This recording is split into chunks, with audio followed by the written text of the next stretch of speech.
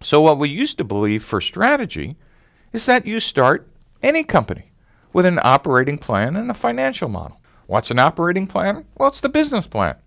And the belief was all I need to do is spend a lot of time writing this plan, and then all I need to do is execute it. And somehow magical thinking said if I thought hard enough and if I was smart enough to do all the great market research in the library and looking up all the data and then put together a forecast, the magic 5-year plan in the back of the business plan, somehow magically all I needed to do is hire the people to execute that plan.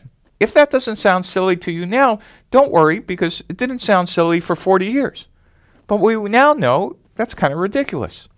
What we now know is that no business plan survives first contact with customers.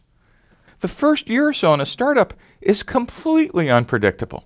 What you think you're doing on Monday turns out to be completely wrong on Tuesday. And on Wednesday, you discover something new. And on Friday, you're almost out of business. But on next Monday, you get sold for $1 billion.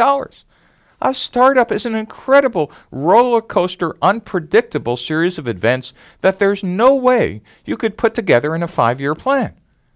Yet somehow investors and educators thought that maybe we could just teach you how to put this all together in a nice spreadsheet.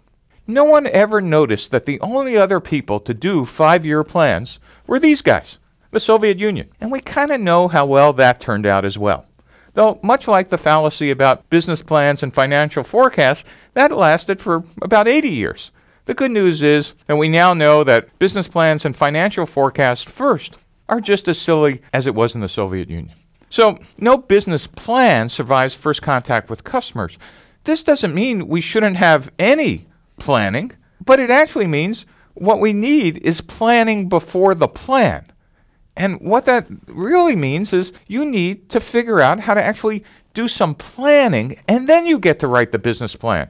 So let me be clear, I'm not suggesting we never want to do an operating plan, and I'm not suggesting we never want forecasts, but you need some real facts before you could do that. And one of the ways we're going to organize our facts is with Alexander Osterwalder's business model canvas.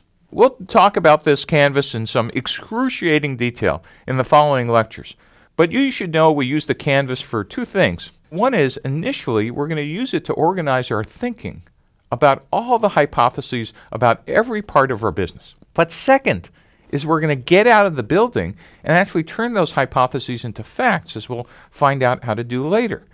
And then, as we turn those hypotheses into facts, we'll be updating the canvas on a regular basis, and it will become a scorecard, a way to keep score for our progress of how much we've learned. So what this means is, instead of writing the operating plan and financial forecast first, we're going to use the business model canvas to actually capture all our hypotheses first.